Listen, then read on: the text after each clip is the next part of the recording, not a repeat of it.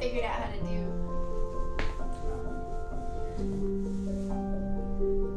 Alright, what time is it? There, we can put those in there. For 11Z's. Huh? Time for 11Z's. 11Z's. It's 1100 hours. Oh, your flower. Oh, my flower. I don't even know. It's going to be in the frame. Say what? Don't even know if it's going to be in the Whoa. frame. So I do need. Maybe you could move. Why don't you move this over just a little bit?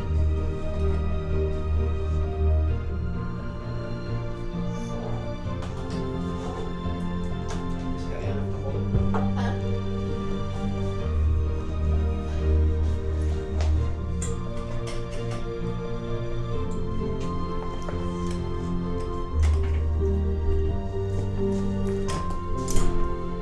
Would you text Maggie and see if she can see if I'm live?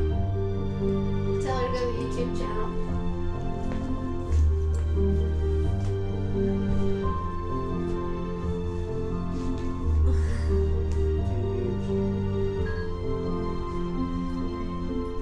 Check the phone's live on.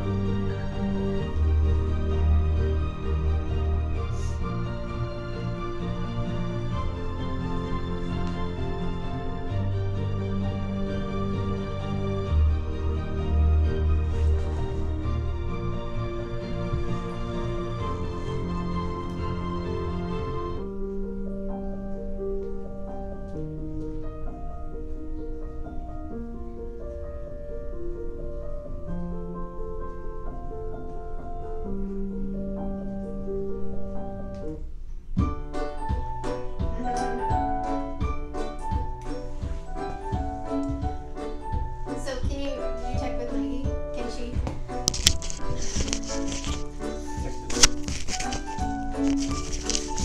Can you call her?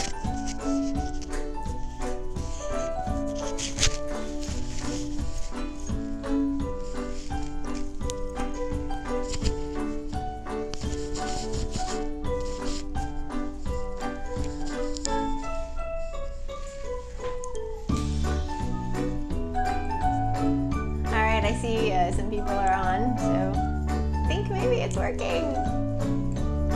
I can just go on myself. Oh, yeah. Just do that. Yeah, you can do that.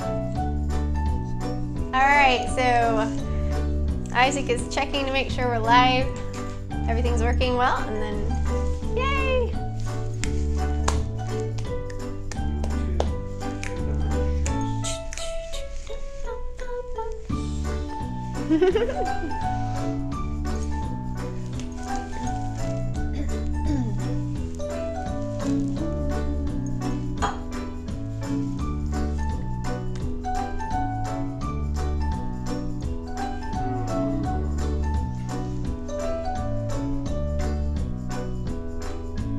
Say, type in live in my channel.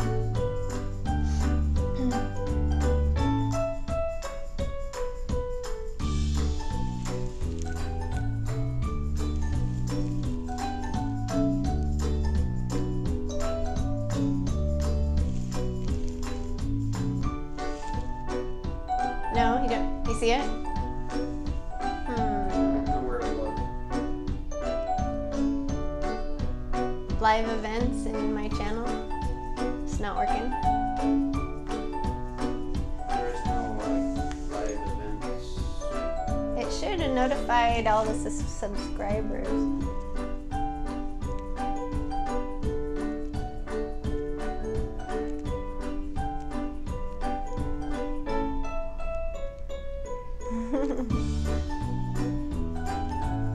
We can't see you. I know. Allison, can you see the logo though? Can you see the logo? The hope of the feast, the hope in the feast of first fruits.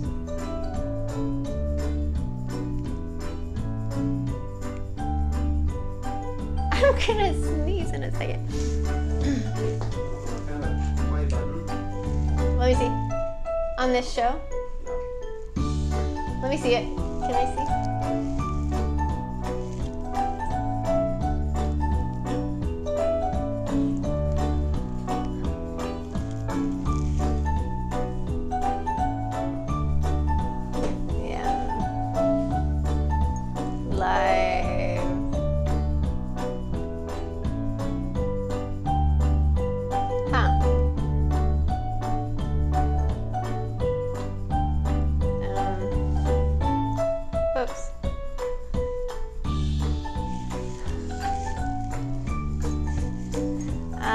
Okay.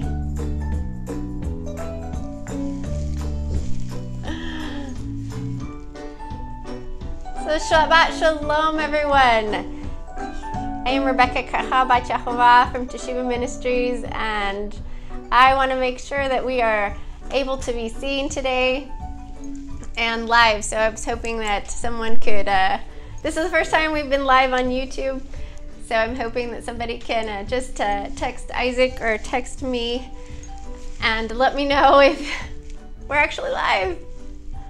So I'm excited for you to be here today with me. This is a really rainy, awful, cold day here in the north where we are.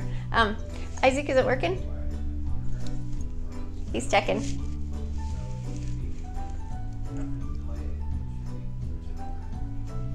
He's checking. So we're just getting through a few technical things at this moment, and I think it work? Yeah, it's working. So who was that? Was that Maggie? That was Allison. Allison, so it's working. Thank you, Allison. Very nice. Okay, so welcome to the Happy Hippy Hebrew Girl. Oh no! That's not gonna go. How do I flip it in YouTube, in Wirecast Go? Oh no. That is one thing I did not figure out, is how to flip the screen.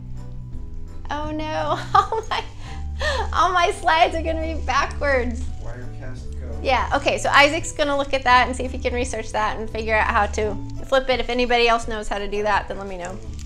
Because in Facebook, when you go live, you can flip the screen. Oh, good, thank you, Shauna. Good, it's working. Okay, so in Facebook, I can flip the screen, so all of this can be the right way for you to see and to read with me, but I'm not sure how to do that in YouTube. So Isaac is gonna research that.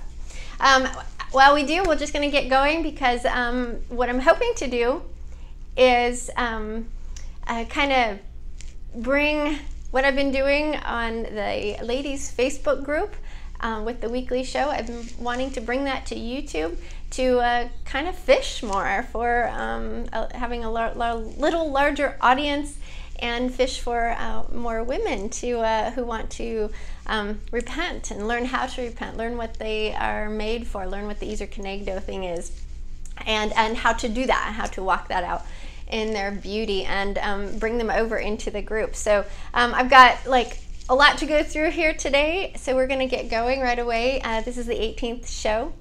I know the screen is backwards. No, that's good. Thank you, Sherry. I'm glad that you contacted me like that. So the screen is backwards. I totally know that. And Isaac is researching, trying to figure out how to flip it.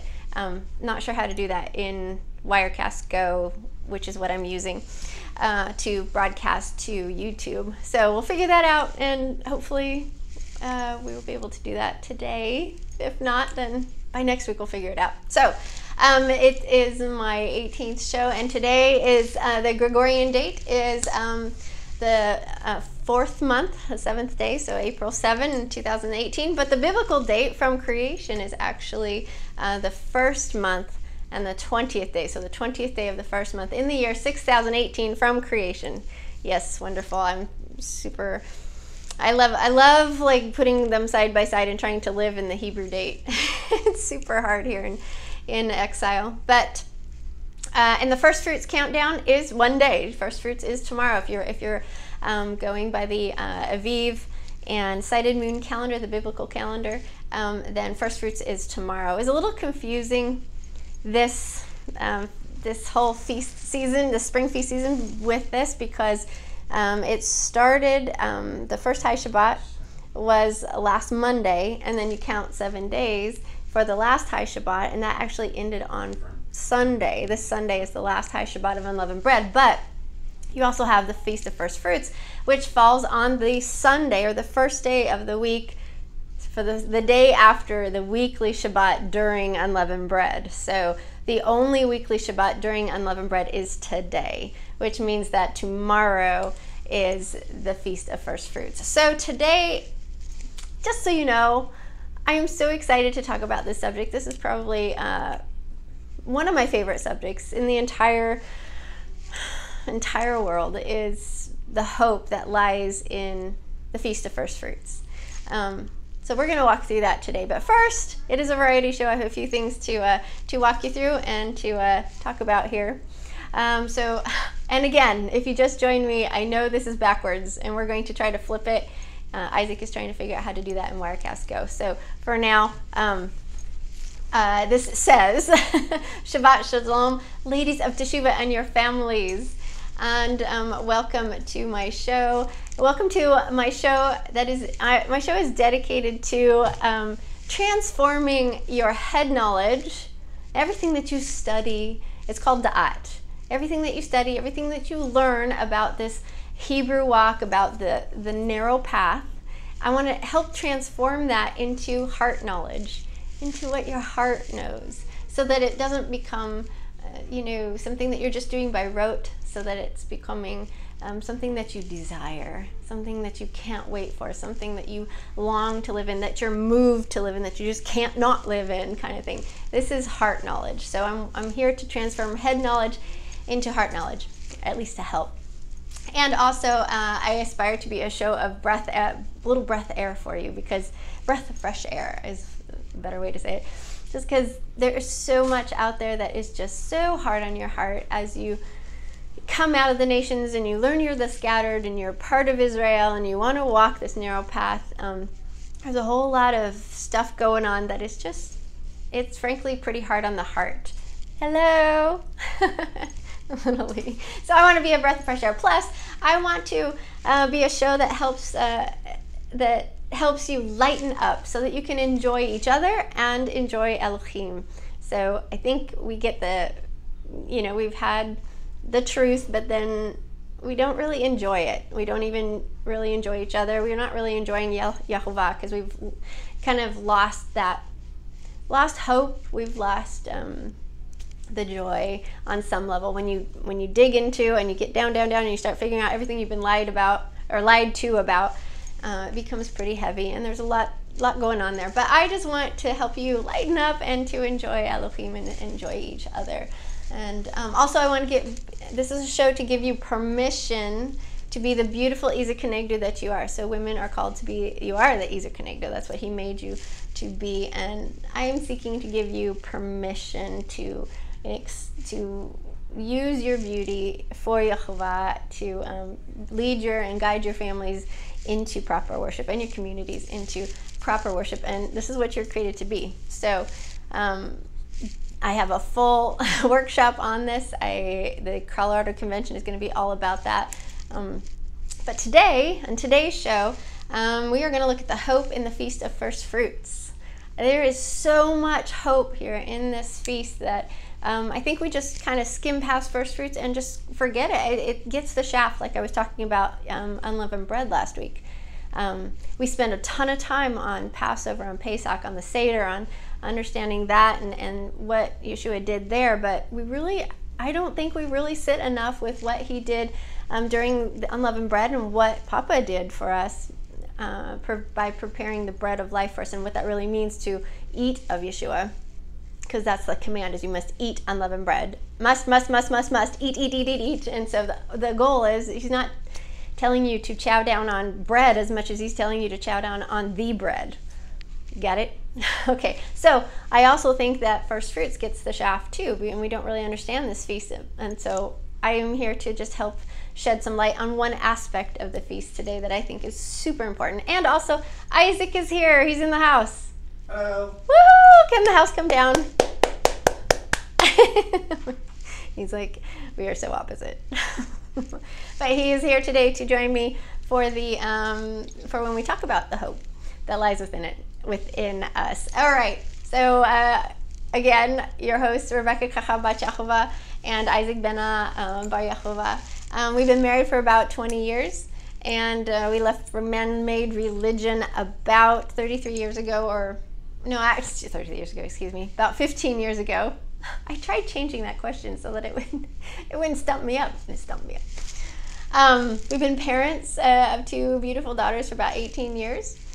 About 18 years. It has been 18 years. Well, if you count inner utero, then it's 19 years. Okay, whatever. Anyway, and I've been a Melech Tzadek Feast Diva for 10 years, and we both have been running Teshuvah Ministries for about 6 years.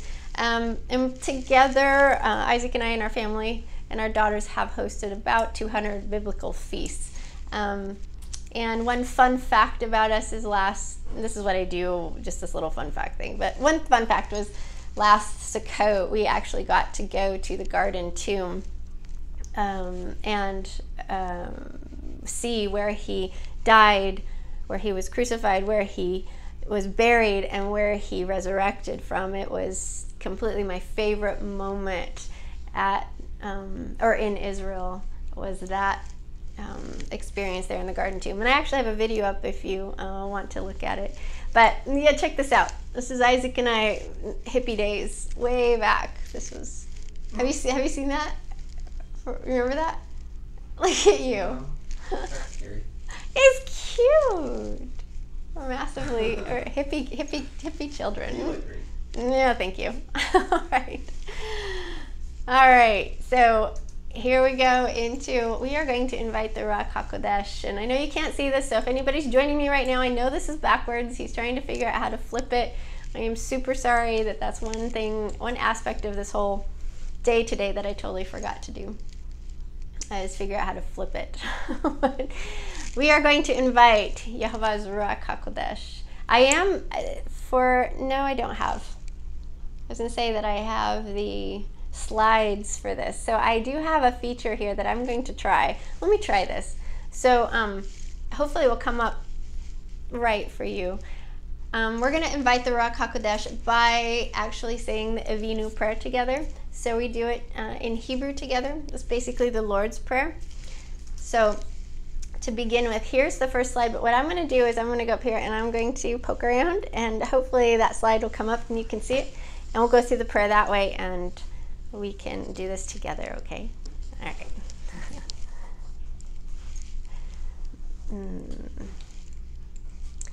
All right. Avinu Shabasha Ma'im Yit Kadesh Shimcha. Remember, this means our Father in heaven, may your name be sanctified. Avinu Shabasha Ma'im Yit Kadesh Shimcha. All right, let me see if I can get the next slide. Yit Kadesh Shimcha. Where'd it go? There we go. All right, hopefully that went live. V'yit barak melchutcha, ratzencha yihye esui, bashamayim u'va'aretz. May your kingdom be blessed, your will shall be done in heaven and on earth. I bet you there are so many people there that can say it better than me, but let's say it again. V'yit barak melchutcha, ratzencha yihye esui, bashamayim u'va'aretz. There we go. Now we'll see if I can find the other one. Getting there. All right. There we go. How about this one? This is the next part. V'titain lakmenu timidit. Give us our bread continually. V'titain lakmenu timidit. Give us our bread continually.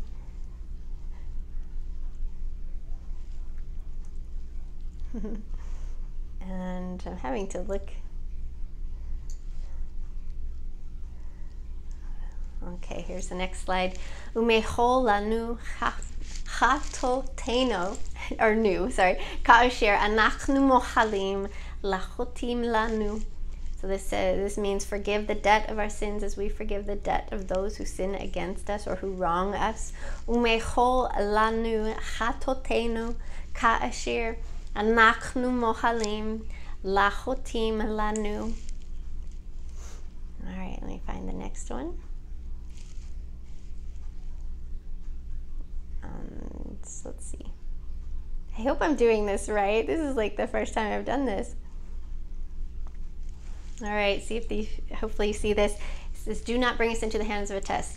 Vial tvi'inu ledei nidsion. Vial tvi'inu ledei nidsion. And I believe there's just one more. Let me try to find. Here we go. Vishom rinu mikora. Protect us from all evil or peril. Vishom rinu mikora.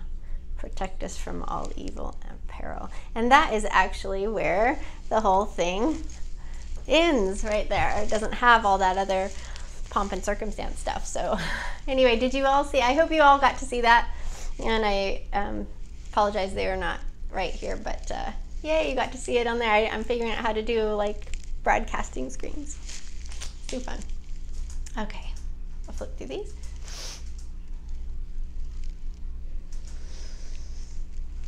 Okay, so just wanted to do what that prayer actually says, sanctify the name. So this says sanctifying the name. I just wanted to praise Yehovah real quickly for, I was going to have Isaac do it, but he's trying to figure this out.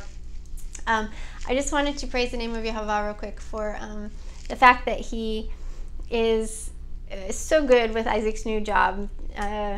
He got Monday off, he got Passover off, brand new job, but he got Passover off. He got to stay in town this week and do local work instead of going on the road all week long, so we got to spend unleavened bread together. Plus, he gets to stay until Monday morning. He leaves Monday morning early instead of Sunday night. So we get to spend the full last high Shabbat of unleavened bread together. So it's been a beautiful thing that Papa has done for Isaac to just confirm that he is, in this new job, that he's also blessing Isaac for putting him first, and that we are doing the right thing and we're on the right schedule. So on the right calendar. All right. So Isaac, have you figured that one out at all? No. Not yet? Oh. Hold on just a second. I'm going to see if I can find something here. I think it doesn't have that feature. You don't think so? That would be bad. Okay, well, maybe I'll have to, so you don't see anything. Okay. They say it's supposed to be flipped only for you, and everyone else should see it normal. Oh. But they don't. Really? Oh, they don't? Well, somebody said backwards. Oh, who did? Didn't they? Oh. You know what? Oh, wait. No, yes, they did. Yes, somebody did. Okay. I would really love it if anybody who has my cell phone number or whatnot to just message me and let me know. Is this really backwards for you? Or is it, because the internet's saying that it shouldn't be backwards for you, it's just backwards for us. So anyway. Okay, so let's continue on with our day. I got just a couple important announcements for Ladies of Teshuvah. Just want you to know that after this teaching or class or whatever you want to call, or show, that's a better word, just after our show, I'm going to go over to Facebook and we're going to meet over there for like a little after chat, let's just gather for a few minutes over there just as Ladies of Teshuvah, and you can say hi to each other. You can ask me questions if you want. We can debrief a little if you want, but it's going to be really, really short. But I also want to know who is actually present, because it's something that I still want to do, is provide a gift for showing up to my show today, and they're just PDFs. But this time I want to give you the biblical, this is one way that you can count the Omer. There's so many beautiful ways. If you just go to Pinterest, there's a ton of different ways to count the Omer. But this is something very simple that my girls and I do, is I have this little calendar. I put it up on the wall. Yeah, Shauna said it's backwards for you, for us, for them. Okay. It's just a little biblical calendar Yeah, Tanis says it's backwards too. I hope you're feeling better, Tanis. I sure would love to see you. Okay, so it's a biblical calendar that just goes from first fruits to Shavuot, and it's just got 50 days, and then you have little sheaves right here that you or sheaves, or these are Omer cups. Anyway, and then you just have the kids count them off, paste on the cups over the days, so they can begin to count how many days it is and how many weeks. So that's what I want to give you if you show up to Facebook after the show, just for a few minutes, just to check in and just type in, "Hi, Rebekah," and then I will know that you are here, and then I'll send this to you tomorrow morning. Yeah, Allison says it's backwards as well. Isaac, perhaps we'll just go this way and we'll figure it out later. I'm super sorry, ladies. I'm not sure how to fix that, but I'll figure it out this week. Could I have some of your drink over there? Okay, my second of 3 announcements this morning is I want to put a plug for the Ladies of Teshuvah convention in Colorado. I forgot my water lasted this morning. So in Colorado, we're having July 20 to 22nd. This year, we're having a wonderful, amazing, it's going to be so cool. You don't want to miss this, ladies. You seriously don't want to miss this convention. So I'm putting a plug in for this, and hopefully I will have a link in the feed here, or in the description, so you can go register for this convention. Ladies of Teshuvah, please, I need you to, because I need to plan. All right. And one more announcement. Just want you to know you can go to Teshuvah Ministries and subscribe to our newsletter. It comes out once in a while, or every day for a while. I don't know, I got constant contact, so I might send out something all the time. And then definitely right here, like our YouTube channel and subscribe to it and like this video. So that helps just kind of get it out there so that we can find more ladies. I don't know about you, but this last feast season, or the spring feast, has been super under attack. So I was pretty sick, as you remember, last week, and it's still kind of hanging on and trying to kick it out. But this weather's not helping, because it's super damp, super cold. So it's been pretty hard. All right, so I have one more thing before we bring Isaac on. And Isaac, I think I need some gum. I don't have a lozenge, but I think I need.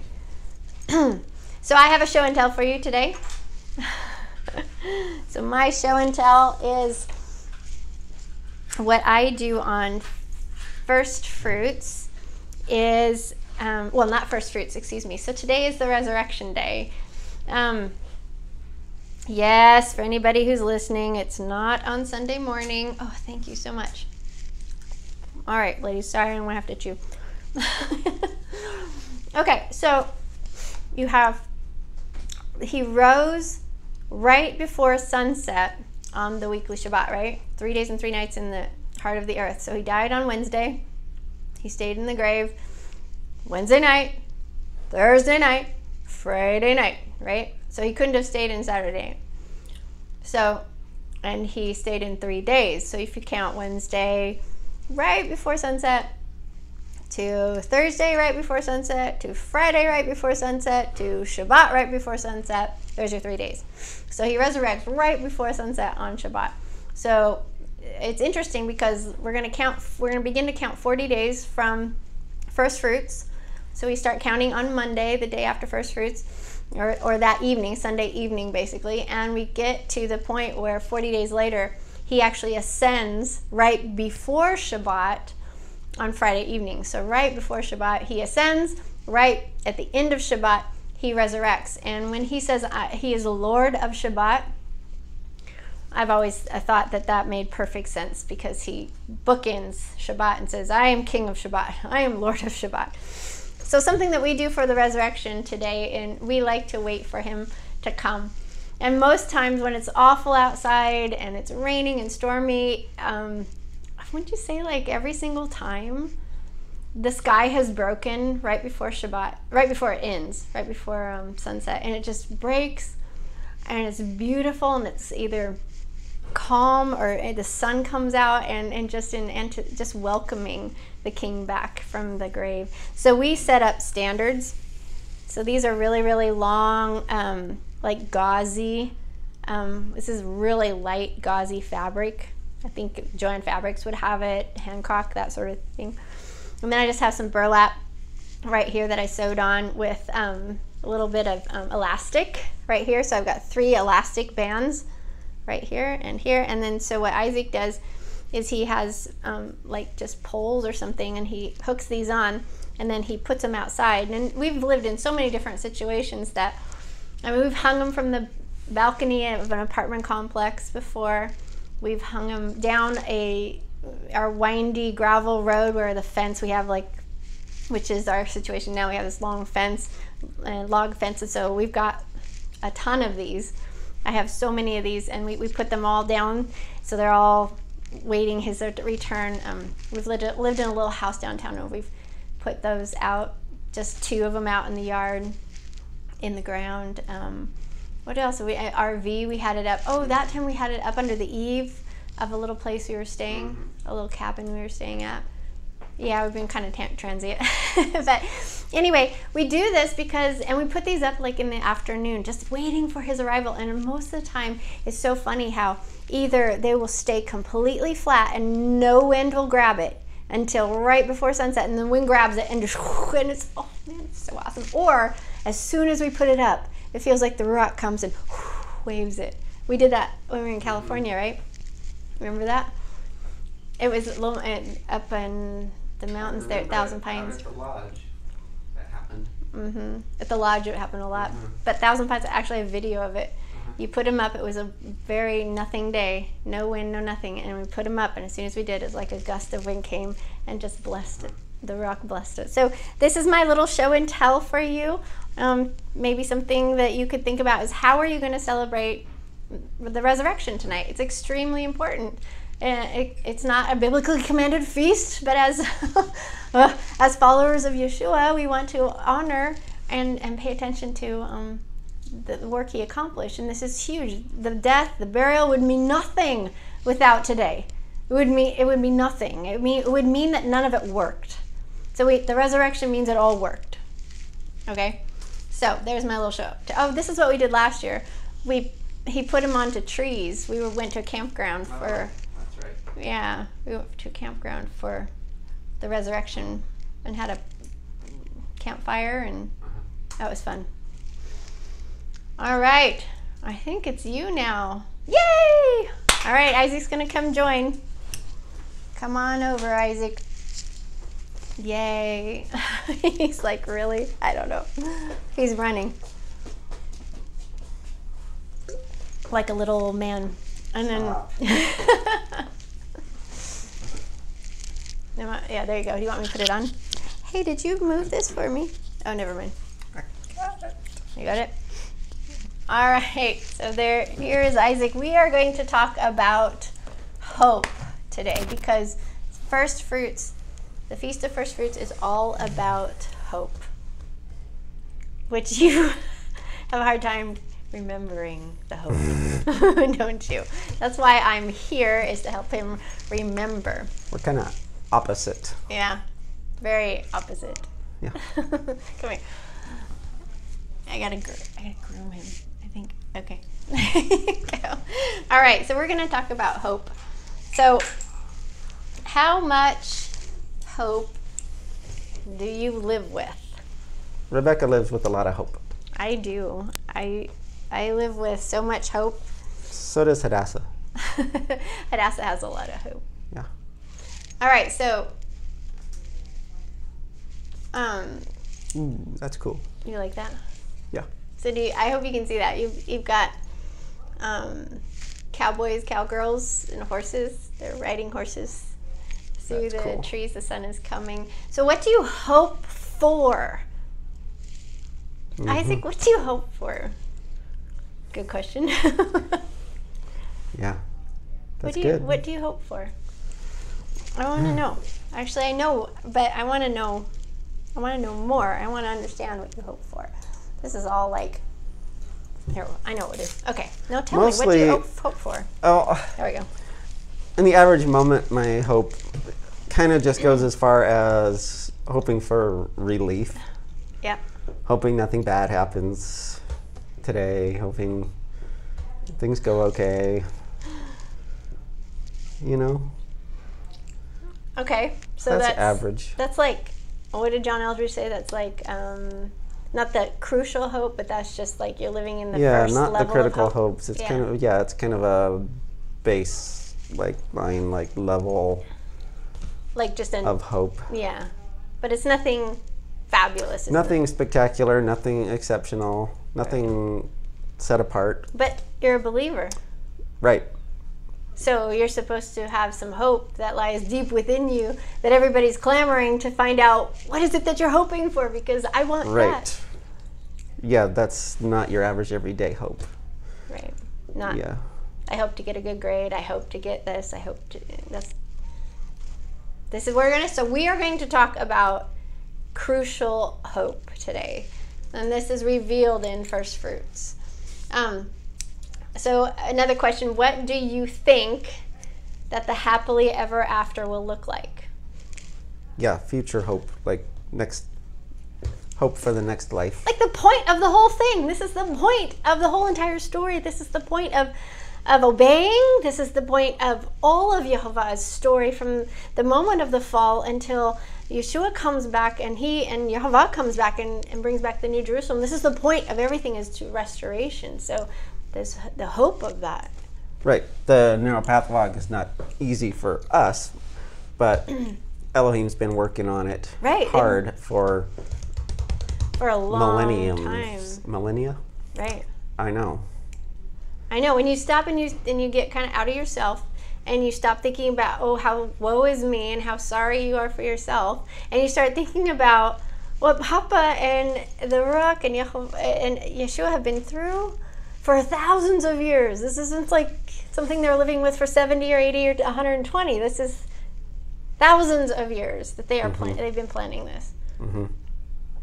I mean, it just blows your mind. So there's got to be like something Right. pretty That there damn is- cool. There's a goal Right. for all that, and it's all building to something Right. and leading somewhere. Right. And so like John Yes. Eldridge was talking about this week, we were watching a new video he has out. And we were watching it and just thinking, this crescendo of all the feasts of Yehovah, just the fulfillment and everything, all the work that they have done. The crescendo would be an eternal church service in the sky? I don't think so. Sit on a cloud, Sit on a cloud and play play a the harp. harp. I don't think so. If that's the way it is, none of us are in good shape. That's a scary proposition. But it really goes back to, understanding the heart of Yehovah. His heart towards us. Because his heart is good, and we have to know kind of what this. So I think Feast of First Fruits really helps us unpack eternal life and what it's going to be like. I think it's the time of year that he wants to talk to us about the reward, about what's going to actually happen. Yeah. So we're going to go ahead and explore this just for a little bit. So I'm Okay. super sorry you can't see that. I know if you're joining me, this is backwards, and I'm not illiterate. I'm a little dyslexic when it comes to time, when it comes to numbers, but that says the hope of first fruits. So I'm super sorry you can't see that. I wonder if people can flip their own phones or computers. Can you flip your own phone to see that correctly? Or if there's a mirror handy. Oh man, I did so many things right this week coming into this and preparing for this, and so this will be the one thing I'm debuting on Facebook, on YouTube with. That's backwards okay. screen. I think everybody's figured out what it says by now. I know, but I've got a lot more slides. Oh, well, let's just read each. Maybe we'll just read each one. Well, yeah, we'll read it to As you, we go. absolutely. All right, so we're going to talk about the hope of first fruits. So how did Yeshua fulfill this feast? All right, how did he fulfill this feast? So can you tell me, do you remember the temple practices that were set up by King David? and the events of that weekend. Can you just kind of rehearse that? Are you talking about the first fruits harvest? Yeah, like how did that whole thing happen? You know, when they went and gathered the sheaves and marked them, and how Yeshua marked the graves. And so let's just build the case for what first fruits is really about. Okay, if I remember right, before sunset on the first high Shabbat of the feast, they went out. Which would be Pesach that evening. Yeah, right before sunset. Then the priest would proceed out to the barley field and mark a certain number of shocks by gathering them together and tying them off, but then not cutting them. Right. But they would mark them out enough for the Wave off. first fruits wave offering. Yeah. That would come On Sunday. on, yes. Right. First fruits. So, and then you'll go to the parallel. Yeah, so then, yeah, exactly. So what happened when Then- Yeshua actually died? Right, when he died right before sunset. Right. Then earthquake, rock rent, but the graves were opened. Right. So they were marked. Just like the sheaves were marked, the graves were marked. Right, but nobody came out. nobody came out. Was resurrected. So the Just sheaves weren't grave cut from the was ground, opened. and the people weren't, resurrected. Right. Right. Okay, so then go forward to Shabbat night. So like right this evening, what would Right, what so the would the scriptures priest say do? that so the priest then, Right. at sunset, then would proceed back out and cut off harvest those stalks, the first fruits of the barley harvest for that season. Right. And And I've heard it taught that whole crowds of people would come watch them do this because it was such a big.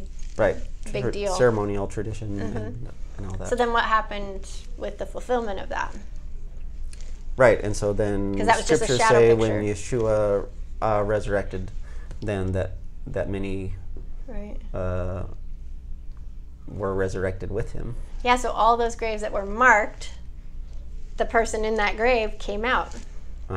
So And they that- were freed from the earth. They were freed from the death that held them. Right. Yeah. Very cool. So these were actually, I've discovered that these were temple sacrifices temple rituals or ceremonies that were put in place by King David through divine inspiration. And he was basically putting the shadow layer, installing that so that Israel would be practicing this so that when the Messiah actually came, he would be fulfilling this whole thing. And you can totally see that he did that. Right.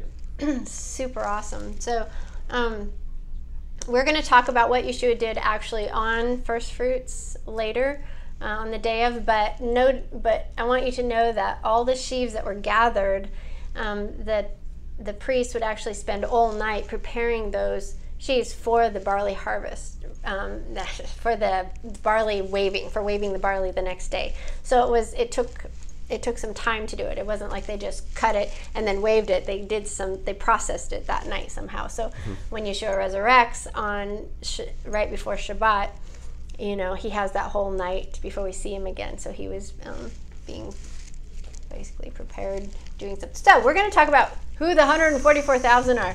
I know. So I guess we really want to cause division.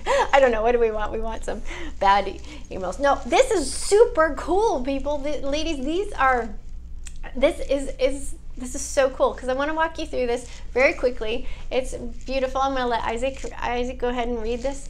I know you can't see it again. He's going to read it for you. Okay. Speak with authority. All right, so I'm just looking across So at our awesome. computer He's monitor. looking over here. From Revelation 14, no one could learn the song except the 144,000 who had been redeemed from the earth. These are those who did not defile themselves with women, for they remained virgins. They follow the Lamb wherever he goes. They were purchased from among mankind and offered as first fruits to God and the Lamb. No lie was found in their mouths. They are blameless. Do you see that? Do you see that? Okay, so if you are feast literate, you would totally see this. If you are feast illiterate, you have no clue what this is talking about. Let's go on. There's one more incredible text here. Okay, from 1 Corinthians. But Messiah has indeed been raised from the dead, the first fruits of those who have fallen asleep. For since death came through a man, the resurrection of the dead comes also through a man. For as in Adam all die, so in Messiah all will be alive, but each in turn. Messiah, the first fruits, then when he comes, those who belong to him. Then the end will come when he hands over the kingdom to Yahweh the Father after he has destroyed all dominion, authority, and power, for he must reign until he has put all his enemies under his feet. The last enemy to be destroyed is death. Like, super cool. If you're feast literate, you can see that you can understand this feast, this first fruit reference. So each in his turn. First the Messiah, who is the first fruit, which he rose right at the end of Shabbat, right? Right after he rose, then who rose? The first fruits, the 144,000. Right. And then when he comes again, it will be us.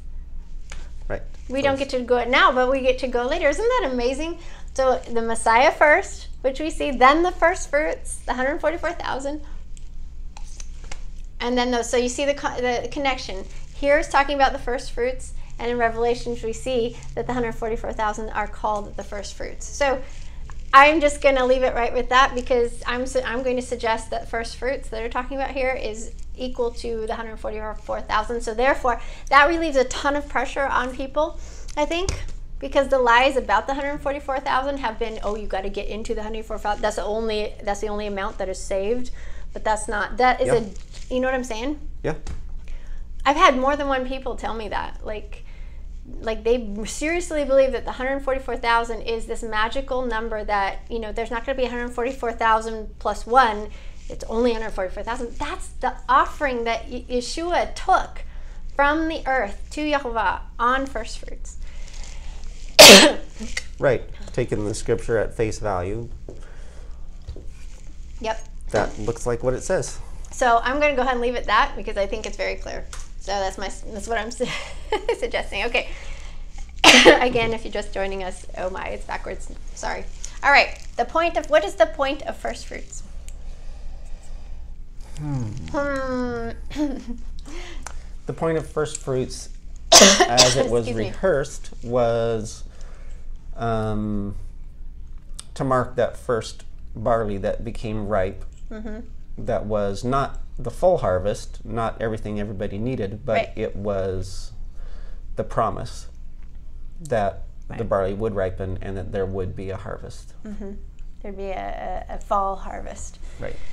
So it's the point of first fruits is to give us hope that the final harvest is coming and is real, and that the promise is good, and we know that because there are 144,000 people plus Yeshua, who came first, who are in heaven right now, living, breathing, who were human just like us. Now they've got the immortal body, but they are just like us, came from the earth. They are the first harvest. This is why this feast is so incredible, is because there is this promise of the final. When Yeshua took them up and waved them in front of Yehovah, he said, this is the first harvest. We're going to do the final one in the fall. And I want to be there for that one bad. I'm so excited. All right. So hope is completely and utterly essential, all right, to your well-being. I know how important it is for you, baby. Yes. Yeah.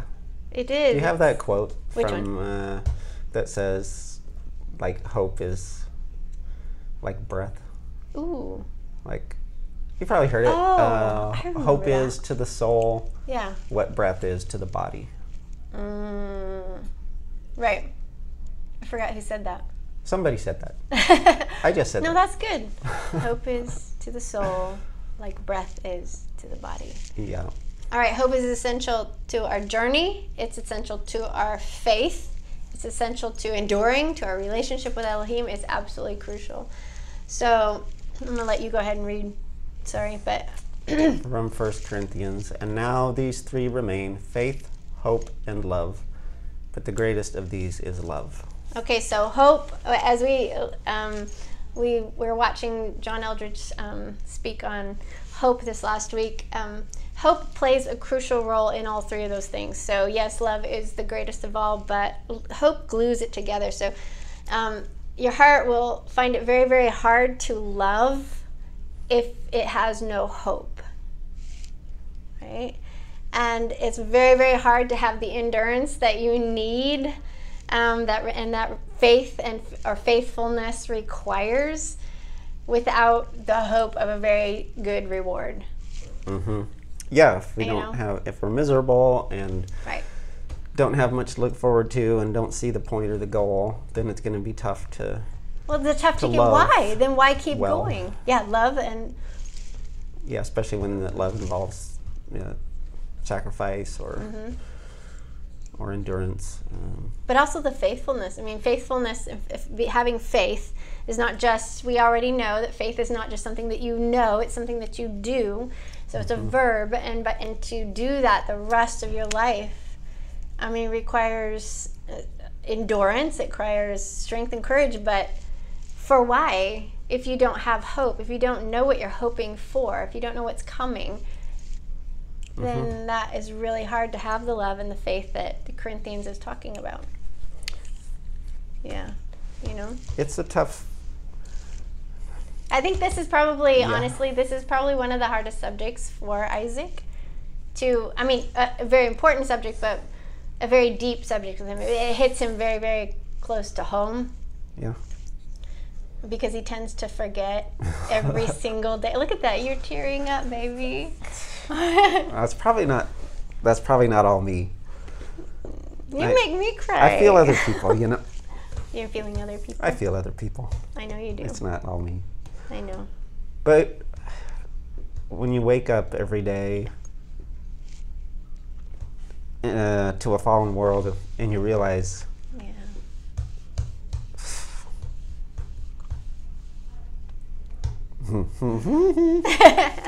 no. Every day you wake up and you're like, it kind of hits you like fresh, like that we've lost paradise. Yes. It's like I must have this like weird expectation that like comes back every night while I'm sleeping. Yeah. And I expect everything to be perfect, and then I wake up and find out that like, we're still here. And I know I'm preaching to the choir. You all know it's a tough walk, and then we get on this. Life's hard. Life in a fallen world is hard for everyone. Right. And then we get on this narrow path, and we get to add loneliness. Wow, yeah, a ton. To everything else, and desertion, betrayal, division. Yeah. Nobody getting you, feeling very isolated and alone. We're in exile. I mean, you add all that onto it. And we get taken to the wilderness, and we lose. Stuff starts getting stripped away, and we lose those things that had been comforters, and it's pretty tough. And so we have to know why are we doing this? Yeah. It's a big question. And so, I don't know if you've seen 50 First Dates. If you've seen 50 First Dates, this is what I have sworn that I want to do for Isaac someday, is make a video for him to wake up to every morning and put in to remind him why he's here, who Papa is, and what the end result is going to be. Because he forgets every single morning. It's almost like I go to bed sometimes with a guy that's fully awake, fully alive, so excited to be here, and loves Papa, loves me, and then wakes up the next day and totally forgotten who he is and what's going on. And that's why someday I love that movie, simply because of the amnesia that she has. She wakes up and doesn't know who she is every single morning, and he ends up having to fall in love with her every single day and win her heart and get her back every day. And I think that is our situation. So John Eldridge says, hope is the anchor for the soul. And I like what you were saying. It's the breath. It's like breath. So we're going to talk today about how First Fruits helps us with this very important need that we have for hope. Right. So one reason the First Fruits is so important for us to consider is that it is the first time in history that hope was actually realized. So that's something we've talked about in our home. It's like, where's the hope realized? I mean, we have all this hope. We're so hopeful, but where's the hope realized? Right. Well, in Proverbs it says, hope deferred makes the heart sick. Make the heart sick. It's true. I have felt it. You know, I get Yeah. really, really, you know, this journey gets pretty long and hard, and you want some relief. You want that paradise relief. But I'm so clear in my head of when that's coming and how good that's going to be. That most of the time, you know, I can, you know, I might bang on Papa's chest and say, I need some hope realized, you know, and most of the time when it doesn't happen, I can go, okay, I will remember what you have done, and I will look forward to what you will do. So I can kind of come out of that, but it's definitely wonderful when hope is realized. And this is a feast that we have in front of us that he has provided for us to be able to look at. It actually was, hope was actually realized at this feast. Yeah, so had everyone prior to Yeshua had only the hope of what this feast was going to be, you know, how he's going to accomplish it and fulfill it. But now we have, since then, we actually have the hope realized. So there's your hope realized, Isaac, for today. So Yeshua took himself as the first fruit to come back from the dead, and he took the 144,000 people that he raised with him, and he waved them before Yehovah as a promise of a final harvest. So if it happened then, and it is prophesied to happen again, and Yehovah is good for his word, and he's true, right? And his handshake is, you know, his word is as good as a handshake kind of idea, and he doesn't change, and he promises, and his promises are true, then it will happen again, and it will happen for us. I think that is pretty cool. Okay, but now, Do you have anything in here about the moon? No. Do you want to add something? Please. Well, you know, it's just another picture of this. How like the Rosh Hashanah new moon. Oh, yeah. Tends to be, you know, in a orientation like a bowl. You know. Yeah. Some years it's perfectly like vertical, or however you say it. Yeah, but then and so that's like hope. That's like a bowl that's full of food when you're starving. It's hope that we're going to eat at the beginning of the year, and then progressively throughout the next 6 months, then every new moon is more like tipped up, like the fullness of the bowl being like poured out. And it pours out in the fall. Right. That's pretty cool. And we've noticed, like, at the end of the month, end of the year, is when it feels like most of the blessings come. Haven't we? Yep. But you've gotten a lot of blessings the first of this year. So, all right. So the event of him raising from the dead, raising the 144,000, waving them before Yehovah on first fruits. This event shows us what awaits us. So this was the first event in Yah's history where this level of this kind of happily ever after type hope was actually revealed. Now, when I'm talking about happily ever after, I'm talking about eternal life, heaven. Okay, and someday we're going to do, I'm going to do a teaching on death and state of the dead and all that stuff, but I'm not going to even touch on it right now. But the idea of happily ever after, we're talking about where we're going to go after the resurrection. What happens after the resurrection. And maybe what we will be like. Yes. Okay, so, but first we have to talk about something here. And again, sorry, it's backwards. When hope cannot do its job, if we don't know what we get to look forward to, then hope can't do its job. Right. Yeah. If you think you know what heaven or eternity is going to look like, and it ain't that great, and it doesn't really stir your soul, then it's not. Then it's not hope. Is it really hope? Right. Hope is something that should be so amazing and so good for your heart that it will take you through every single trial you ever face. So that's a pretty tall order. It is. Yeah. We have a pretty tall Elohim. So how many of us live with abundant hope, that kind of hope that actually sustained us through all our trials? How many of us actually live with that? I bet you that that's the number one thing that comes under attack is our hope. Because hope can get you through a lot, you know? So Yeah. I live with, you can testify, I live with so much hope. I do testify. You can, he's my witness. I have had so much hope over, I don't know, I was just born with it, or I fed it, or I feel like I nourished it, honestly. Yeah. Maybe I was born with more, but I don't know. I mean, I don't think that's special to just me. I just think that I nourished it. I think that's a great word. Nourished. Great picture that you took care of it, fed it. Did I? Mm-hmm. And how did I do that? Yeah. Like, oh man. But you refused to let it go. I did. No Yeah. matter what. No matter what. No matter any of, you know, any of life's situations that were thrown at me, whether it was, you know, abuse or Right. poverty or, you know,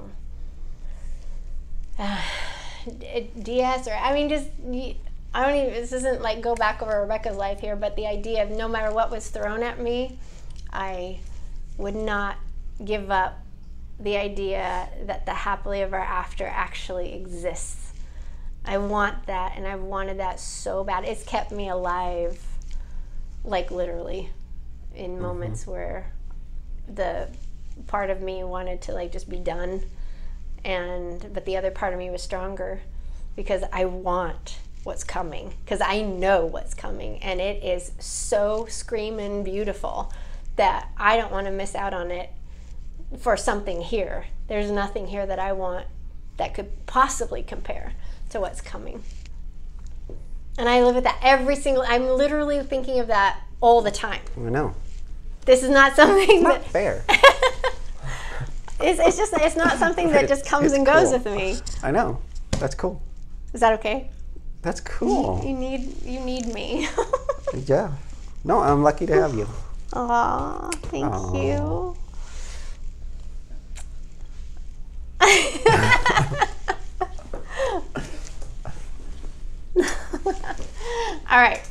All right. The tragedy is in our lack of hope. This is the tragedy of the world right now. There is so much fear mongering that I think fear really kills hope. Or you think it really does? At least it has takes a huge whack at it. So, I mean, there's so much fear mongering. There's so much, you know, the planet is going down in the sense of, you know, we've got this, that, and the other, all these catastrophes. All this stuff is so horrible. And we really just don't spend a lot of time thinking about what is actually going to happen. I know. We spend all our time and effort and energy in prepping. I know. Preparing and bracing ourselves I to know. survive the end of the age or the apocalypse or whatever you want to call it. Oh, you know? man. We seek the lifestyle, we seek the living arrangement, we seek the relationships or the fellowship or the, you know, whatever that is going to get us through Right. There's no man the end of the age. that's going to get you through the end of the age. So there's no amount of, you know, no relationship is going to get you through the end of the age, okay? And absolutely no, you know, bunker full of food is going to get you through the end of the age. No having all the knowledge of prepping. And trust me, we know. We have been thrown into the wilderness. We lived in a tent for 4 years in the woods, in the snow belt with little girls. And we know very well what it's like to live off grid. And we know very well how the fear that runs rampant in the woods. There are so many people in the woods hunkering down, you know, just full of fear. And Do you know what I'm stay. saying? Yeah, so it's all about staying alive, and Right. I want to ask, stay alive for what? For what? For Yeah. what? For what? Yeah, super good question. Stay I alive know. for what? I mean, I think there's so much we could talk about right here. I know. I really think there's tons, but we're gonna pull it back to talk about what does the hope of believers look like. So when you talk to believers, or when you see believers, what do you see anybody walking around where you're like, tell me about the hope that lies within you because it's so awesome, I want that. You know, what does generally the hope look like on a believer? And a Christian, basically, or believer, Messianic, Hebrew roots, anybody that believes in a salvation story. To be honest, it's not really any different from what it looks like on the rest of the world, because Pretty it's sad. hoping for good relationships, hoping for a better job, for better pay, hoping for a great retirement. Yep. You know. Yeah, and it's all pretty here. When people, like, if you can get somebody to talk about the future, the eternal life, a believer, what kind of comes up in conversation? What is their reaction? What is your experience of that? Doesn't really come up. Okay, well, when it Really? comes up for me, and I am in that, I'm going there all the time if I can. And most of the time, people will either ignore the question, they'll go around the question, they'll cover it up with like, oh, whatever is going to happen is going to be better than here. You know, if I try to make something pretty tangible, like I say, there's a park bench in the kingdom of Yehovah that I am going to sit on with Yehovah and there's, well, whatever it will be. They're really, really quick to negate the image that I have in my head, in my heart. So I feel like there's a little bit of, you know, distance. There's a lot of distance between the hope that's coming and their verbs, their words that they're using right now and how to describe it. Do you know what I'm saying? Right. Yeah, And there's even people that talk about it being something so foreign right. to our experience now that you can't even relate to it. Right. Well, it will be like angels. So remember the parable and stuff. That's a huge parable, and it takes some time to unpack and unmind to see what he was talking about.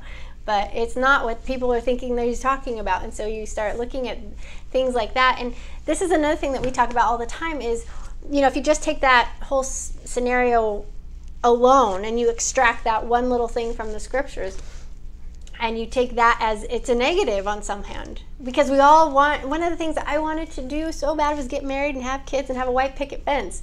You know, I was praying in my teenage years, don't come yet. I haven't had, because I thought as a Christian we were not going to be married in heaven. Like, that wasn't going to happen. We were going to be like the angels. And so to me, that wasn't hope. That was a destruction of everything that I was dreaming of, you know. And so I wanted to have my dream here so that there I could be okay with being like an angel kind of thing. But this is like we talk about all the time, is I think people tend to look at the negative. You know, if there's two options, like he hasn't really been clear on either one, why do people go for the negative? I don't know. I know. But anyway, I really think that the hope on believers doesn't look very, you know, appealing. You know, when I have conversations with people, they have a very hard time dealing with me because I'm very tactile, very practical, very logical. It's very, you know, what I know is going to happen is very real. Like concrete. Very concrete, thank you. That's the best word.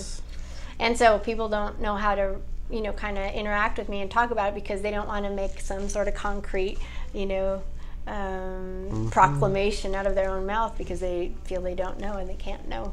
And so there's not a whole lot of hope there, in my opinion. I know. Oh, and we even ran into people that, I mean, an angel is a physical being, but we've had people sit there and tell us that we won't even be physical. Yeah. Oh, yeah. We'll We're just spirit. Purely spirit.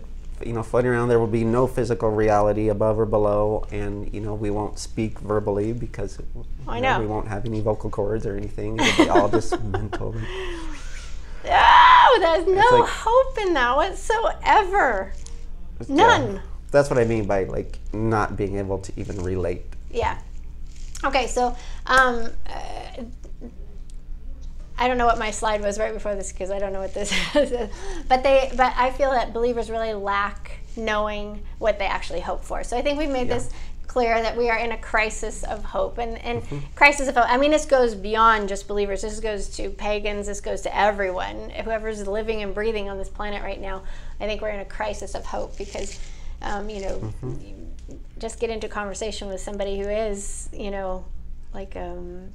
somebody who's up on this thing and that thing and what's happening in the world here and there. I mean, it just feels like there's no hope.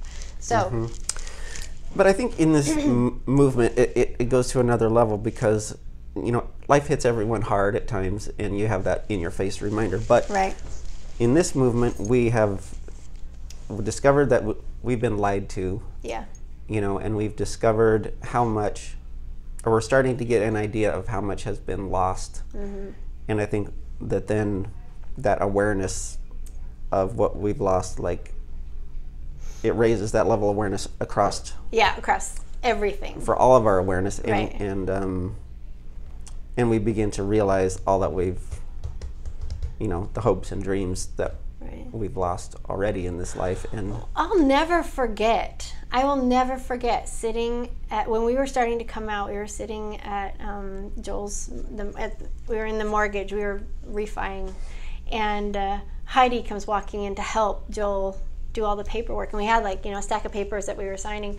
And I'll never forget her coming in and us finding out that we were, kind of on the same page and walking the same path a little. And she had come from, Seventh-day Adventism as we had. And in our understanding, we were leaving the planet. Like, we're not coming back, for those 1,000 years. We were going to be in heaven for those 1,000 years.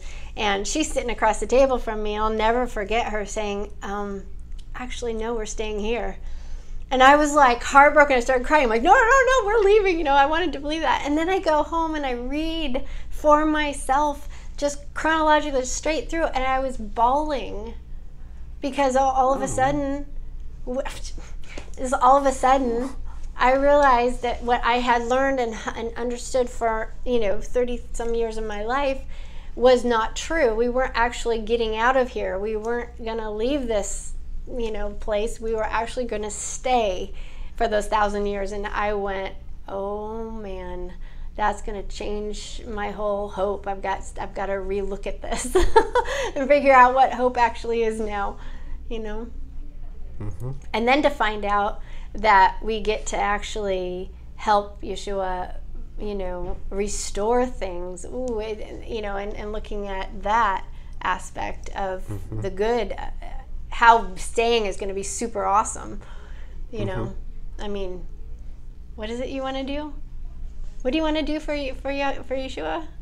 Oh, I've said before that I want to help blow up some dams. He wants to blow up dams. Maggie wants to go around and set all the animals out of the cages, and just you think about the the satisfaction that we're going to get. To work alongside of Yeshua to restore things, and the satisfaction he's going to get, the joy and the pleasure that he's going to get to put enemies under his feet and have the satisfaction of making things right. And he's going to give us the opportunity to do that with him. We're going to reign with him. That's what it says. We're reigning with him. That's what Revelation says.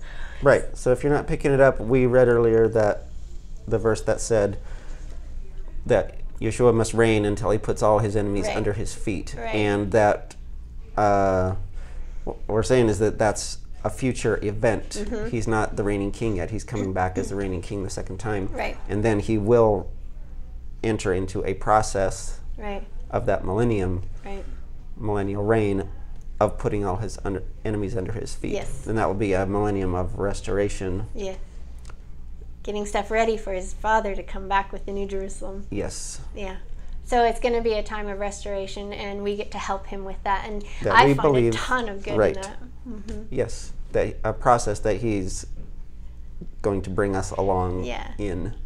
Because because he likes to share. He's going to share his throne with us. He's going to share the restoring things with us, and everything that you hate, like, you know, the city cement. You know, you get to have an immortal body and go with a jackhammer and get rid of it, you know.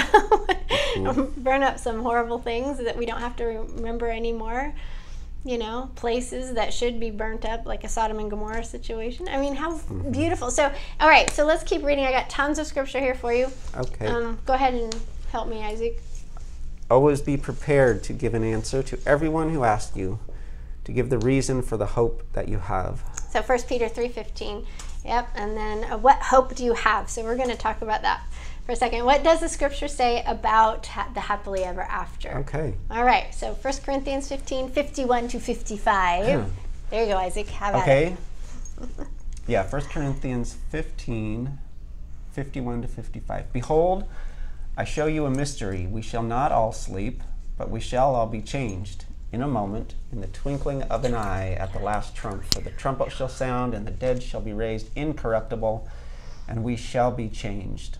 For this corruptible must put on incorruption, and this mortal must put on immortality, so when this corruptible shall have put on incorruption, and this mortal shall have put on immortality, then shall be brought to pass the saying that is written, Death is swallowed up in victory. O death, where is thy sting? O grave, where is thy victory?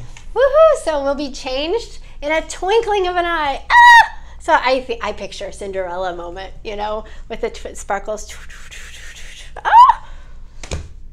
Maybe you don't have sparkles, but I'm going to get sparkles. Mortal. So we're mortal. We're going to be putting on immortality. No, I'm going to bulk up. You're going to bulk up. Yep. Like, at least like twice 6'6", 285. That's cool. So what we're going to look at here, because it's the Feast of Fruit, we're talking about the Feast of First Fruits, what does it look like to bear immortality? Because that's the biggest question. Because a lot of people see we're mortals, we become immortal, and they think spirit, they think, you know, something that you can't, is intouchable or intangible. So what was Yeshua like after his resurrection? This is huge. And if you ignore this, then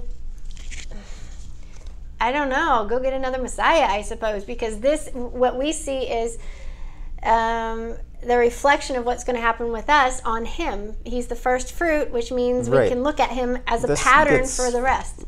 Very much overlooked. Yes, totally. You know, including me, myself, overlooked this. Or just, I didn't see it, that he resurrected, and then you can look and read and see what happens to a person when they're resurrected immortal. Yeah, and we actually can see. Yeah, prototype of. Is that the right word? The image of. He was the first the in model line of man of being restored. Yeah. So let's look at him. So this is from. Okay, so Isaac, you and I are going to talk here. So what do we see him like when he encountered? Let's talk about Miriam in the tomb. What were things about that situation that that show us in no what particular order? Well, like? she didn't recognize him at first. Right. So which means which means the body is different. Super awesome. But then. But what did she recognize? He spoke her name. So recognize the voice. And then she heard the voice, and then she knew him. So yeah, because so it's the body's different enough to not know right away, but the voice is the same. But once you connect the voice to the memory of who that person is, to the heart of that person, then that person looks like that person, right? So it's not a totally new person. So I don't think I'm going to transform into, you know, a man or a, you know, or a, I don't know. Oh, like be reincarnated? I don't know. Like, I'm not going to be made into something that's too different. Right. I'm going to get the new Rebekah. Right. Okay, so, so what do we see when he encountered how about the boys on the road to Emmaus? What's super cool about that? What do we see? This resurrected Yeshua, what does it look like to be immortal? Well, he was walking. He was walking. He wasn't hovering. That's a big point for some people. I mean, he was still in a physical body. Yeah. He was still a human being. Right. That resembled the other people around him. Right. Yeah. He was walking. And he was talking. And yes. And again, they didn't notice who he was. They didn't recognize him completely. Well, they didn't until he broke bread later. Right. Yeah.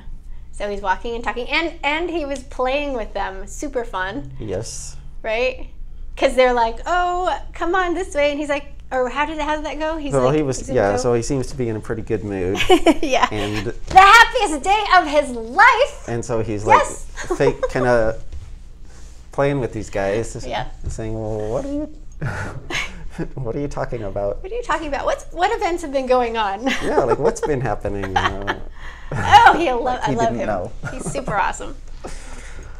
Yeah. Okay. And then remember how he's So personality. Personality, and like he's going to go this way, and they're going to go that way, and they say, "Oh, okay, I'll come with you," kind of thing. Yeah. Oh, that's right. He faked like he's gonna like he had other things he's gonna to do. leave and go somewhere else, and then he's like, "Oh, okay, I'll come with you." Yeah.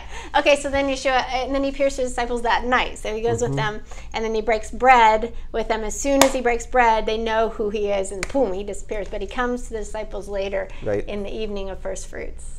Right. And is that when he called for something to eat? Yep. To prove to them that he was a physical human being. I am not a ghost. Give me some matzah, Yeah. fish, and honeycomb is what he ate, which is what we have tomorrow night, how we celebrate the Feast of First Fruits. We eat what he ate that night. Right. Yeah. And one thing I want to mention just a little bit with Miriam at the tomb. Remember earlier in the morning, really early in the morning when she thought he was the gardener and stuff, she tried to hug him. Right. Yeah. So as growing up in Christianity, I thought that was just awful. Like, why wouldn't he want to hug her? Right. Because I was feast illiterate. That's why I didn't get it. But now I totally understand. He hadn't done the first fruit wave offering yet, so he couldn't have her touch him yet. So he had to be completely, clean and couldn't have anything touch him so he hadn't gone yet. So that's why he didn't do that. That was really important to me to find out later. Right. When I became feast literate. Okay. And then, what about this one?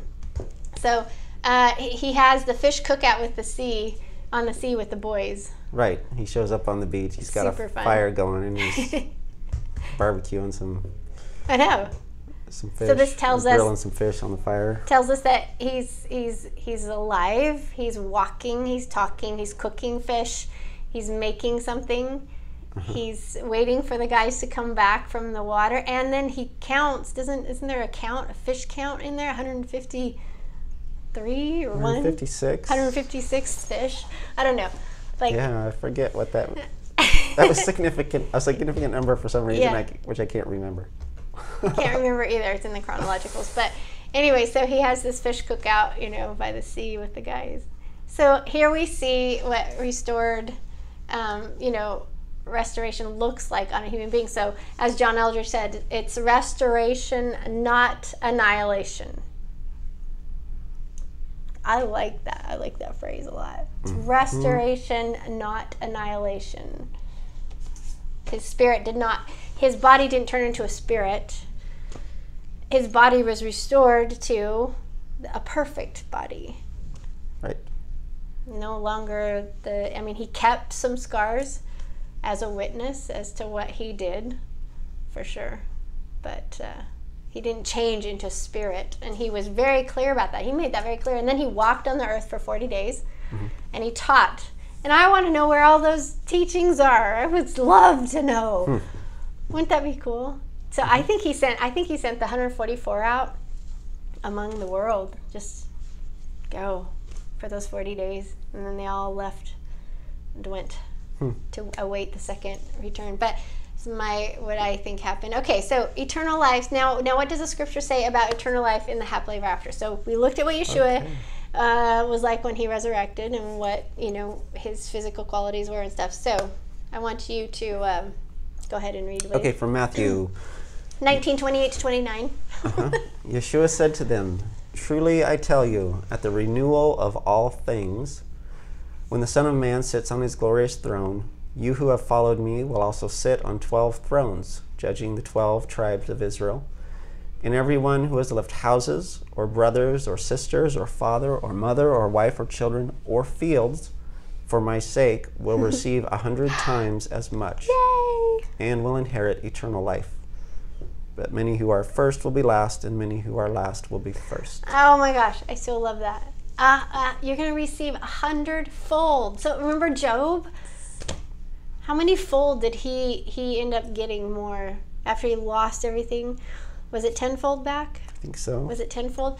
So, but we're going to get 100-fold. So you leave, fields, business, basically. You leave jobs, careers. You leave family. You leave children and your community, your society, your church family. You leave that to go follow him, and he's going to give you 100-fold of that. But we're going to look at the renewal of all things that is called palingenesia, and this is something that that John Eldridge taught on this week that we were listening to.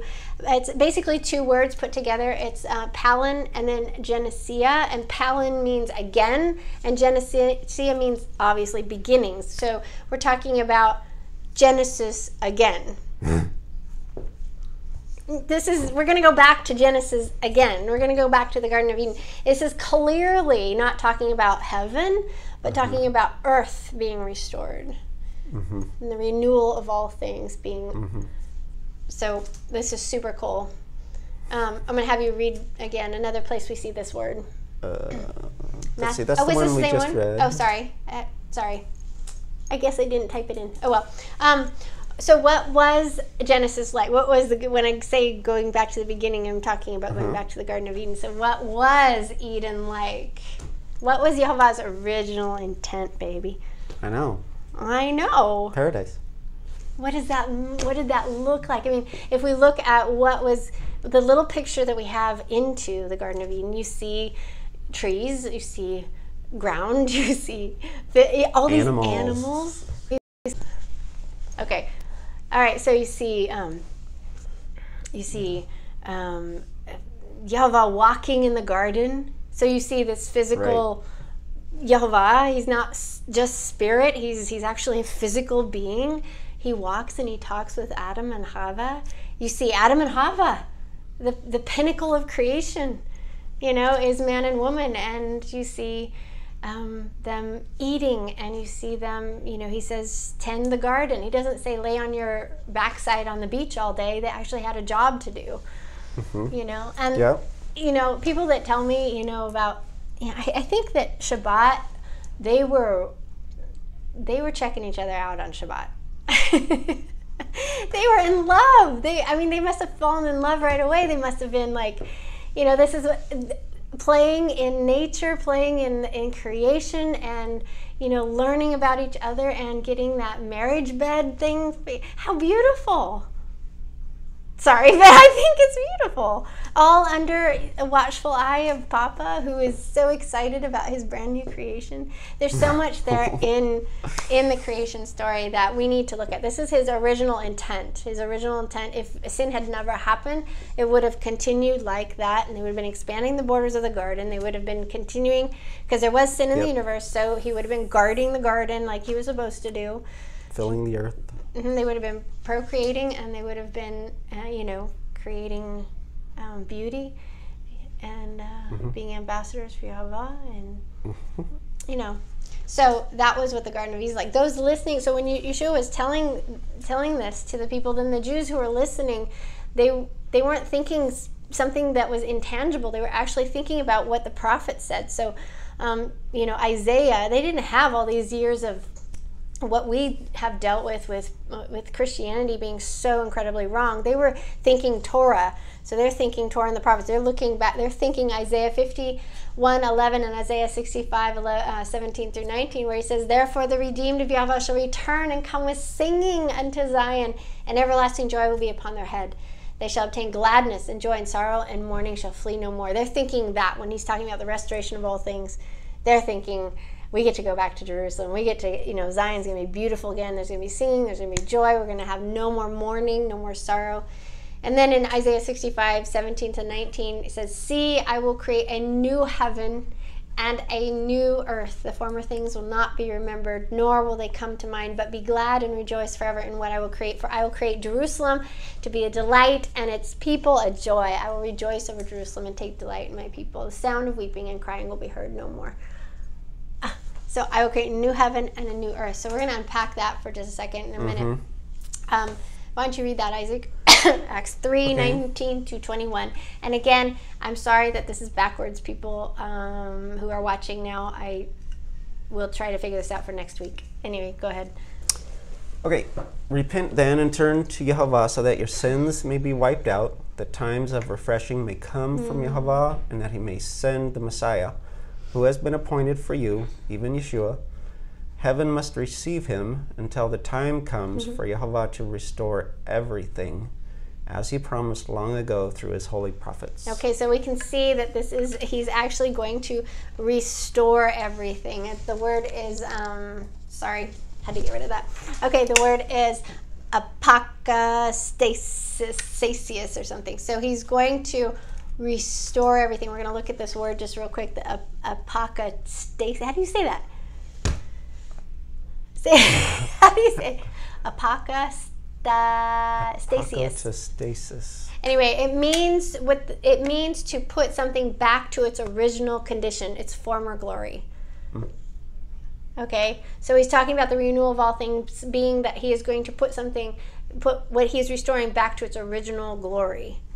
Right. Okay, and it's just like John was making the point that it's like Yeshua's sermons. So his sermons were illustrations for the story. So he makes people blind see. He heals the lepers. He heals the lame, and he casts out demons and all this other stuff. So this is what restoration looks like, and he's trying to show us what restoration looks like. He's going to take it back to the original. So Revelation 21:5. He who was seated on the throne said, I am making everything new. And then he said, write this down, for these words are trustworthy and true. Okay, so he's making everything new, which means he didn't say, I am making all new things. Super important to divide between those two, and understand what he's saying here. He's not making all new things. He's not going to give you an appendage here that looks like some sci-fi thing. He's going to restore the hand. Yeah. Do you know what I'm saying? Right. He's going to restore everything. Okay. So that's really important. Romans 8:19 to 21. I always thought it would be cool to have wheels. Oh, jeez. Well, Maggie thinks it'd be cool to have wings. I think both Maggie and Hadassah would like wings. And I'm sure that we will fly somehow. But I don't know. Maybe those little indents in the girl's back are for... Go get it. Oh, I'm not sure what she said. Okay, so Romans 8:19 through 21. For the creation waits in eager expectation for the children of Elohim to be revealed. For the creation was subjected to frustration, not by its own choice, but by the will of the one who subjected it, in hopes that the creation itself will be liberated from its bondage to decay and brought into the freedom and glory of the children of Elohim. So what do we see right there? We see creation waits in eager expectation for the children of Elohim to be revealed, to be restored, because creation groans, just like we do. Creation itself will be liberated from its bondage of decay when mankind is, when the bride of Yeshua is revealed, when we are restored. So you see mankind and creation having restoration at the same time. So people that want to see creation restored right now, they're not going to see it restored right now. It isn't going to happen. That is a battle that is not going to be won right now. True. We have to have the king come back to do that. And that isn't going to happen until the time is right, until the appointed time. So the both of them go hand in hand, which is really interesting because we're part of creation. So I love this in Isaiah 11:6-7. It talks about the wolf and the lamb. They'll live together. So you see wolves and you see lambs. You see leopards lying down with the goat. You see the calf and the lion and the yearling together. You see a little child with them. You see cows. And you see the lions eat straw like an ox. I mean, they weren't created to eat each other. No matter how many people tell me they were created to eat each other, it's not the case. There was no death prior to the fall. So how did they feed themselves? They ate grass like a horse does. Like You know, like an ox does. Don't tell me that they ate each other, because they didn't. There was no death. I know. Absolutely no death. So anyway, we see here in this text that there are animals. Our cat eats grass. Yes, he does. He doesn't have to eat mice. He would be better off if he didn't eat mice. Because it never stays down. It never stays down. He pukes all night on Maggie's bed because he ate mice. He wasn't supposed to eat mice. Senka, stop eating mice. They're not kosher. I know. Okay, so life. Life is an endless series of goodbyes. So it is absolutely essential that you protect your hope. And this is what the Feast of First Fruits is about. It's to show us where our hope should lie. So how have you where have you set your hope? Where's your hope, Isaac? And I just have to add hope, but also identity. Identity. Maybe we don't all do this, but, you know, I attach my identity to so many things, right, you know, that are like some future self that, you know, needs this situation or that, right, you know, to be reality. And then when that's lost and that goodbye gets said, or in, you know, then this piece of my own self and my own identity like gets left behind with it. Right. And right, you know, but if you found your identity in the everlasting, never-ending Yahweh Elohim only, then your hope would be sure no matter what happens to you here. Right. Because he is forever, and he is good. Right. And he is love. Mm-hmm. Super. Okay, so that's something I think you should sit with, is where have you put your hope? Where is your hope? So what do you let your heart actually hope for? Perhaps a baby? Mm-hmm. Maybe you can't have kids. Maybe you want more kids. Maybe you want healthy kids. Maybe you've had kids and they're great, but you want more kids. Or maybe you had them and then they didn't quite turn out like you the way you thought. It didn't quite turn out like you thought it would. Or maybe the kids didn't choose Yeshua. I don't know, but do you want more children? You're going to get more children, and trust me, I am so excited. I am going to have babies. I'm so excited. We're gonna have lots of babies. Realize how painful it could be to have a piece of yourself walking around outside your body, right, making its own choices. I know. Talk about painful. That actually is in, like I was telling Maggie this morning, you know, he said that he was going to increase pain in childbirth, but in actuality, the Hebrew says pain in child rearing. So probably more pain in childbirth too, but more the idea that there's pain in child rearing. So what do you let your heart hope for? I mean, how beautiful is that? Like that little cabin in the woods, or that. Yeah, let's say you live on, you know, hardly any money, and you're living in a little stuffy apartment in the middle of the city in the concrete jungle, and you want out and you just can't get there now in this life. You're gonna get it later. You're gonna get to live out into whatever situation that your heart desires. You're gonna get to, you know, swim in the lake. You're going to hike in the mountains. You get to sit on this little porch in a rocking chair with tea and friends, you know, and maybe Yehovah or Yeshua will show up someday and get to come sit with you and enjoy a weekend together with you there, and while you explore his creation. Or maybe you got that place. Yeah. Maybe you have a place like that, but you didn't realize how lonely it would be, or how isolated you could feel, or how bored you could get, or how long the drive would be, and how hard it would be to get to that little cabin. Right. That just exhausts you just thinking about it. But what if you could fly? What if you could think yourself there? Or what if the journey there was like something super fun? Or if Yeshua came and sat on the porch with you. I know. That's what I think. I think in the New Jerusalem, or even, the Jerusalem when Yeshua reigns during that 1,000 years, I think that there is going to be this incredible just vibe of the city. We've been there. We've been to Jerusalem. And it needs the king. It totally needs Yeshua to help, clean it and bring it back to its full beauty. But I totally know there's going to be these amazing, I have in my mind, these cafes, and as you're walking down the cobblestone streets, you hear the songs and the music playing, and all the music, everything that is created is for honor of the king. This is not like you go out and create your own drama for, your own Shakespeare drama or something, or go sing somebody else's song, or some song to some dog dying or whatnot. It's not going to be like that. Everything that is created. I don't know, I was thinking of some country music. Oh, country songs, yeah. Anyway, so, everything that is going to be created is going to be for honoring the king. And I can imagine like these little cafes. Oh, I'm walking down and I'm walking down in my mind. This is in my mind's eye. Okay, this is part of the hope that I have. I'm walking down the road in Jerusalem, just enjoying, everything. And all of a sudden I hear Rebekah, and I turn around and I'm like, who's calling?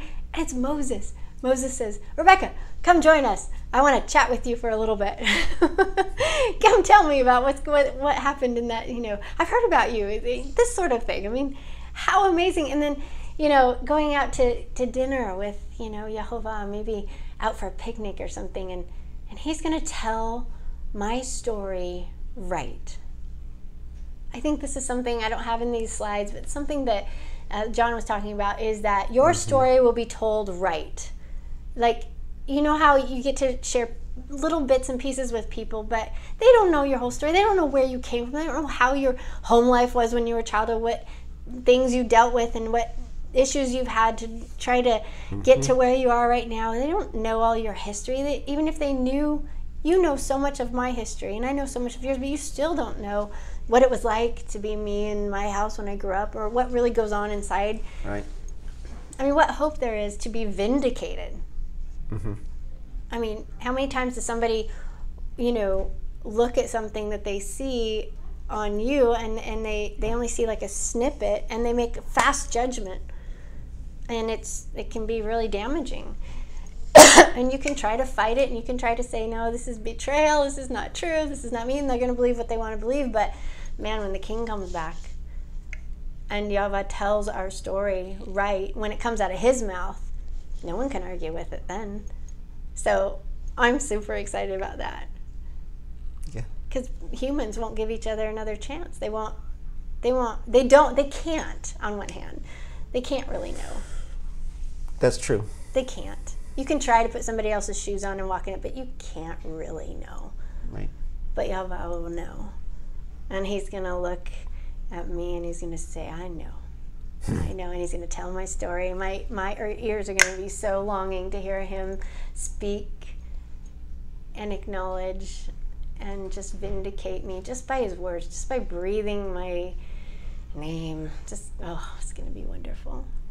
There's going to be a time we're going to sit down with some heavenly Joe, cup of Joe, and we're going to have it. So, I have a picture here of beautiful, cherry blossoms. What do you hope for? We're looking for things that we hope for. I hope for a white sand beach and, a beautiful, turquoise water with endless sun. That's what I look forward to. But what do you, family? Maybe you're letting your heart needs family, or as your heart needs to hope for family that you haven't had, family that you want. So maybe vacation. That idea of, we're going to be a Shabbat millennium. It's going to be a rest millennium, as well as, work. But it's not going to feel like work. It's going to feel like joy and fun. So, Yeah. What do you hope for? What do you let your heart hope for? That doesn't look very good on the screen there, but it's basically, restoration of woman. Do you hope for a new body? Do you hope for the disease to be gone? Do you hope for illness to be gone? Do you hope for strength? And I have this one because I thought, do you hope for a good body? Muscles. You hope for muscles. Do you hope for, to dance? I can't wait to waltz. I can't wait to waltz together, see what the restored Isaac looks like, to be able to sweep me up into his arms and waltz with me. Oh yeah, I'm gonna throw you over my shoulder. And we're gonna waltz. Sweep We're you gonna off your feet. dance. I'm gonna learn so many wonderful things. all eternity, like, I want to do this, and I want to do that, and I want to do that, and I want to do that, and I can't do any of it now because I'm busy for the King. I'm doing what the King asks us all to do, which is surrender our lives and fight the fight with him. You know, we're supposed to go tell the world the good news. We're supposed to go seek the scattered Israel, and then all these things will be given to us. Like he says, there's a formula there. So all these desires that we have individually, for fishing, for, you know, for dancing, for music, for family, for, you know, being the harvest queen mom, or, you know, all this other stuff, whatever it is, you can take all those hopes and say they're not bad. They're what you were born with. That's what he wants you to have. That was the idea.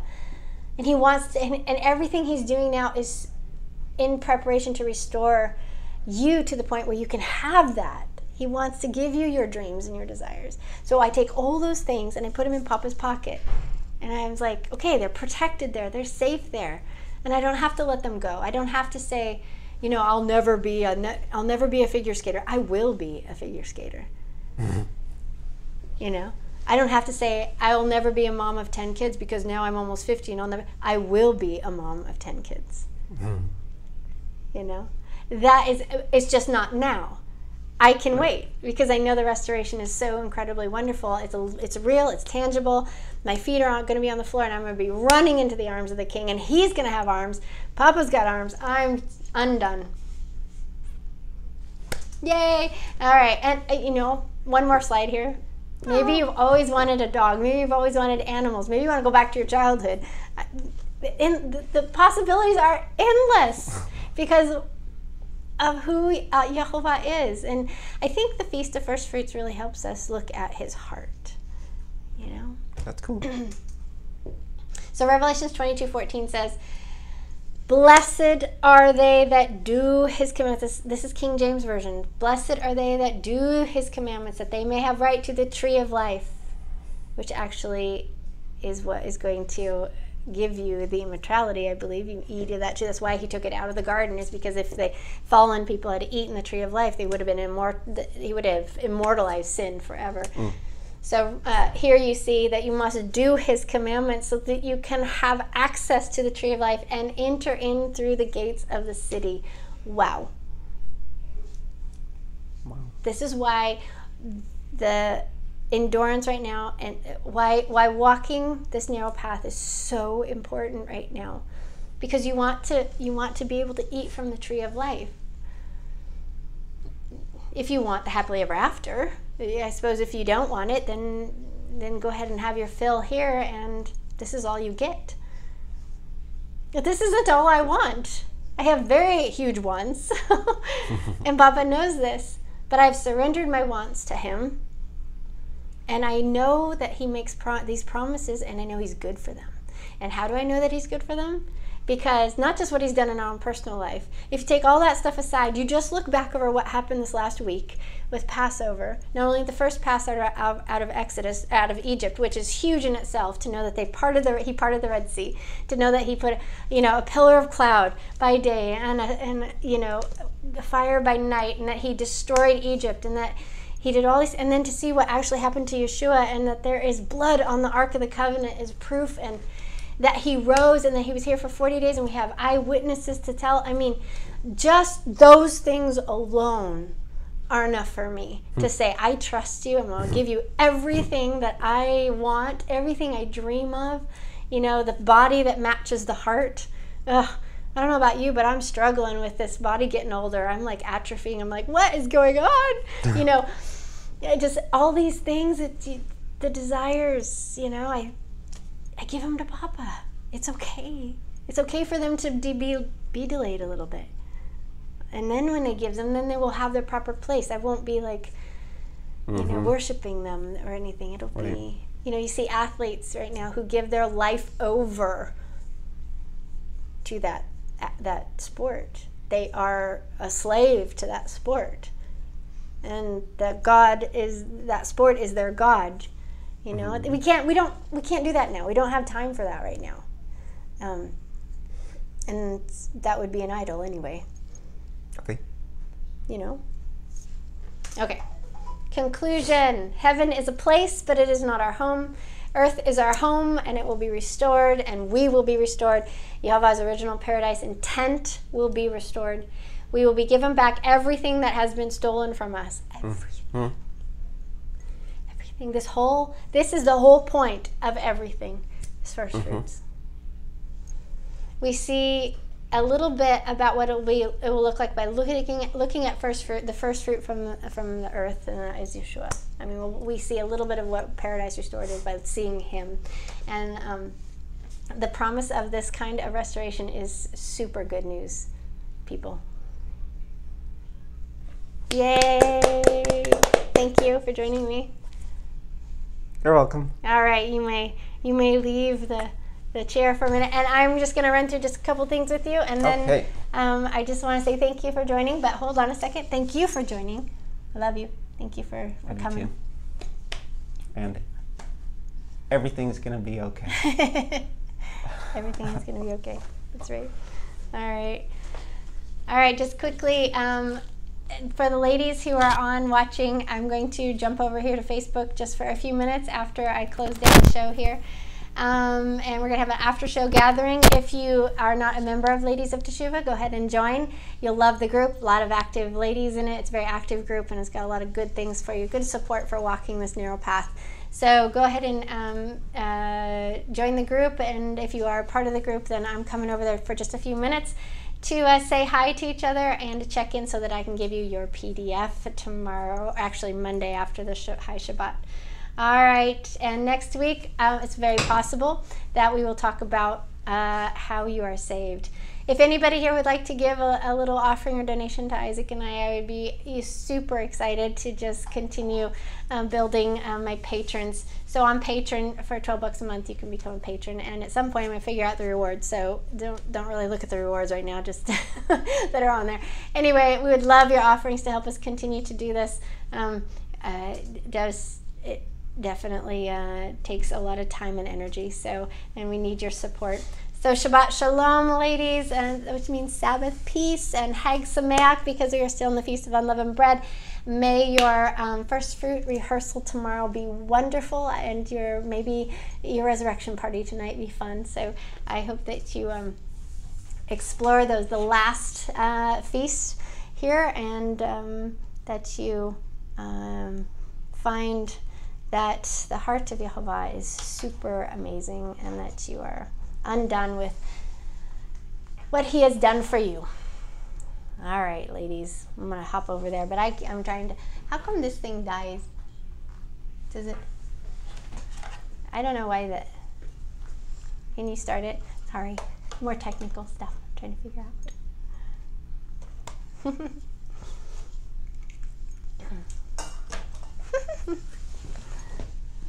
All right, guys, Shabbat Shalom. Oh, there it is.